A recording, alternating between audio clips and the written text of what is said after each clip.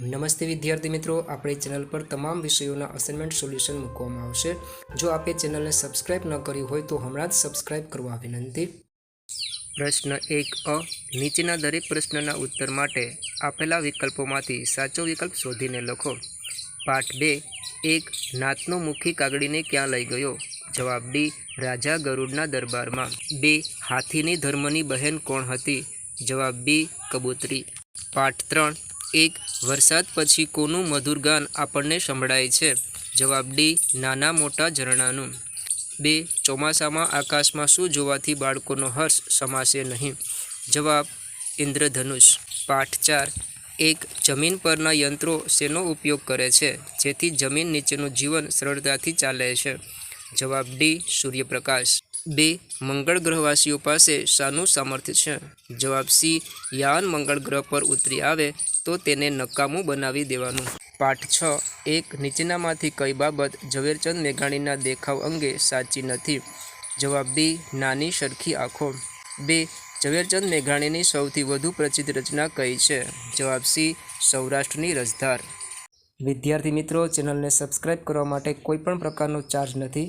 આપ ફ્રીમાં ચેનલને સબસ્ક્રાઇબ કરી શકો છો। વિડીયોને લાઇક અને ચેનલને સબસ્ક્રાઇબ કરવાથી મને આપને ઉપયોગી વિડીયો બનાવવાની પ્રેરણા મળશે, માટે ચેનલને સબસ્ક્રાઇબ કરવા નમ્ર વિનંતી। પાઠ 9 1 ભગવાન બુદ્ધના કહ્યા પ્રમાણે નામ કરતાં શાનો મહિમા વધારે છે? જવાબ ડી કામનો।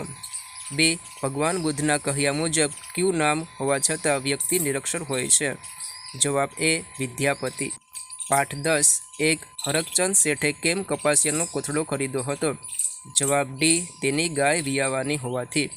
2 કહળ સંગે ગાડું ન ઊભું રહેતું હોવા અંગે કયું કારણ આપ્યું? જવાબ બી તેના બળદિયા બહુ પાણિયારા હોવાથી। પ્રશ્ન 1 બ નીચેના પ્રશ્નોના ઉત્તર એક એક વાક્યમાં લખો। 1 હાથીએ છાયામાં આંખ ઉઘાડી તો શું જોયું? જવાબ હાથીએ છાયામાં આંખ ઉઘાડી તો તેણે આંબા લૂંબે ને ઝૂંબે કેરીઓ લચી રહેલી જોઈ। 2 ઈંડા ફૂટતા કાગડીએ કકળાટ કર્યો છતાં હાથીએ શું કર્યું? જવાબ હવામાં સૂંઢ વીજતો ગર્જના કરતો ઠંડા કલેજે ચાલતો થયો। વિદ્યાર્થી મિત્રો, ચેનલને સબસ્ક્રાઇબ કરવા માટે કોઈ પણ પ્રકારનો ચાર્જ નથી। આપ ફ્રીમાં ચેનલને સબસ્ક્રાઇબ કરી શકો છો।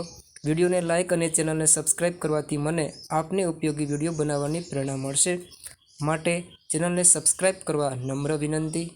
છોટુને એની મમ્મીએ શા માટે ટોક્યો હતો?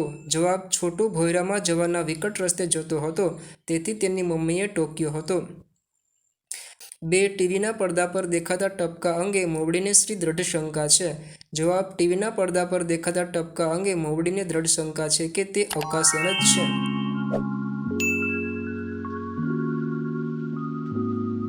2 છેલ્લી પ્રાર્થના કવિતાના રચયિતા કોણ છે?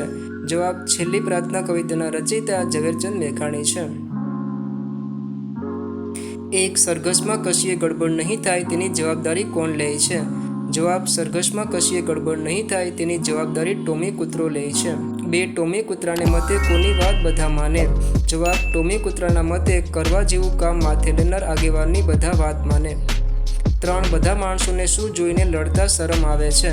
જવાબ બધા માણસો સરઘસમાં વિરુદ્ધ સ્વભાવના પ્રાણીઓને સંપીને ચાલતા જોઈને લડતા શરમ આવે છે। 1 પાપક ભીખુ ભગવાન બુદ્ધ પાસે કેમ ગયો? જવાબ પાપક ભીખુને થયું કે નામ બદલ્યા વિના તેનું દુઃખ જશે નહીં, તેથી તે નામ બદલવા ભગવાન બુદ્ધ પાસે ગયો।